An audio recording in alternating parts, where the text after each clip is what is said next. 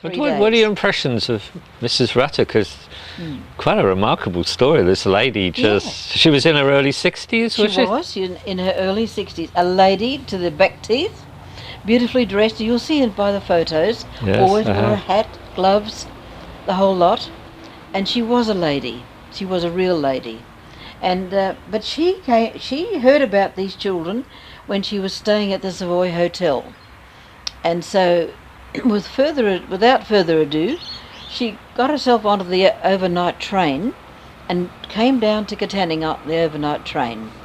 And then apparently she had contacts with a Mr Curtis in relation to the Seroptimus Club, and he drove her out to the settlement. She said, I want to go and see those children.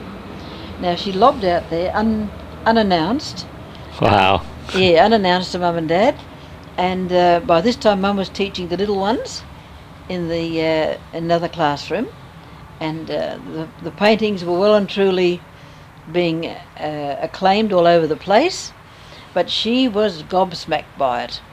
And so Dad gave her a bundle of stuff to take back with her to the UK, and she said, look, I'll give you £5 to buy the boys some sporting equipment.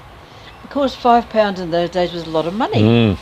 And so she gave Dad the £5, and he bought more footballs and soccer balls or whatever it was they had. And yes, she was very, very interested in the children. She wanted to do something for them, and she determined that she would take this artwork. She showed it everywhere, even from when she got that one day at Carrolup. She would be at the hotel. She would be at club meetings that she was at. She'd be showing the artwork, and when she came back the second time, she had 3 days, and by this time she got Mrs Vera Hack from the Savoy Hotel to drive her down there and stay in a hotel in Katanning, and they came out each day on a daily basis. And of course, when I think of it, Carrolup had no facilities for visitors or anything, so Mum would have had to feed them and all that kind of thing, but that was no trouble to her.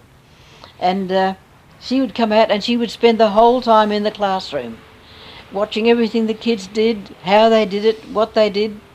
And Mrs Hack took several photos of them all, and Dad by this time was very proud of the way the children would, you'll see it in the photos, standing to attention.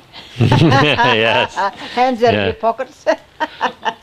And marching into school in the correct way, and they were very polite, they were very courteous, they're lovely. Mrs Rutter talks about the attentiveness, the caring nature. Yes. In fact, she actually says that white children should be as well behaved and caring and attentive as these Carrolup children were. Is that what you found? What did Exactly. They were like that.